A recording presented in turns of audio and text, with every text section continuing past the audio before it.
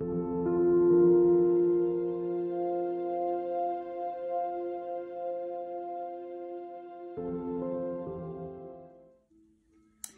everyone, it's good to be here. You know, it's already December. I really can't believe it. This year has gone by fast, but I'm glad you're tuning in. Today I'm going to talk about something that's a little bit darker. I didn't really want to talk about it. I've hesitated to talk about it, but I'm going to try and keep this short because I don't really want to linger on this subject for too long. Does everyone remember the song Rosie, ring around the rosy, pocket full of posy, a tissue, we all fall down? You know, I knew it as ring around the rosy, pocket full of posy, ashes, ashes, we all fall down. You know, it's like that song had been changed, but that actually has its roots with the bubonic plague. And crazy thing is, the origins of this can be traced back to China.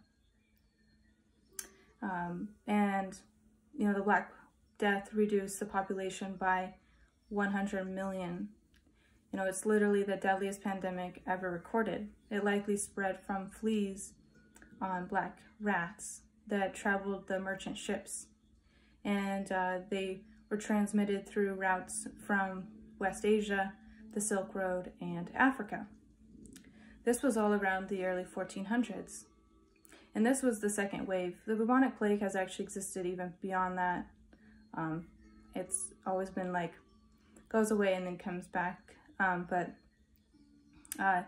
This was all by Chinese travelers under Zheng He, who was an explorer.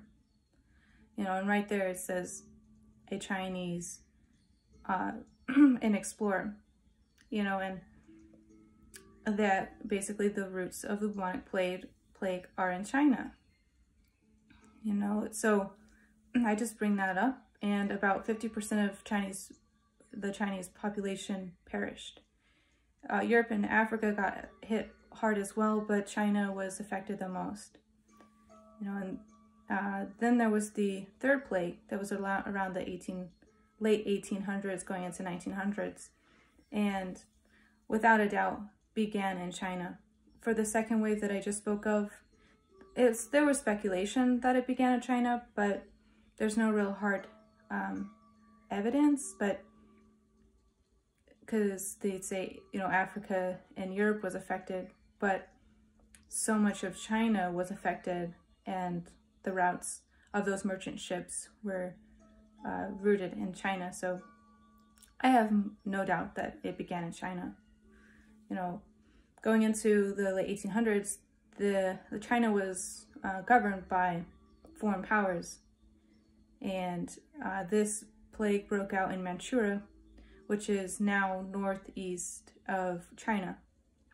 You know, and it took centuries to get rid of the Black Plague. Even in recent years, people in China have tried to eat mermit meat. Even this year they tried. And mermit is like a large ground squirrel, and the people who eat it show signs of the bubonic plague, and if they're not treated within 24 hours, they die. You know, and even now, since I believe 1940s, 1950s, China has been ruled or is communist. And, you know, China has always had famines and wars. You know, we can look in the 1900s, there were a lot of wars. Even massacre of communists, which caused the Communist Red Army to rise up. And then a civil war followed that. And then a chairman in the late 1950s, or the chairman, told China that they needed to kind of do agriculture differently. And they called this the Great Leap Forward. It was by far from the Great Leap Forward. It actually caused more famines and more deaths. Over 50 million people died, and 3 million of them were in suicides. You know, so in my conclusion, there's really nothing good that comes out of China, and I don't know that we can even trust China. And I bring that up to make the correlation to COVID and how it began in Wuhan. You know, there is a lab in Wuhan. It's actually called a it's called a biowarfare program. And they have even brought through experiments to make the virus even worse. And it's called like a gain of function, where they put old viruses such as Ebola in for these tests. And these studies are really frowned upon all across the world, but China kind of does what they want, you know. And there have been people who have spoken about this. They call them whistleblowers, who have caught various people doing these tests. And, you know, most of those people are hiding or have fled to America because of what they saw going on. Crazy thing is that during Obama's presidency, him and Fauci were found in the lab, the biowarfare lab in Wuhan, China. You know, and that to me is not okay. You know, why was Obama and Fauci there? You know, and one thing that's good about all of this is that I am thankful for those who have talked about this or have come forward, because there will be justice. You know, it's not okay that Fauci and Obama were there, but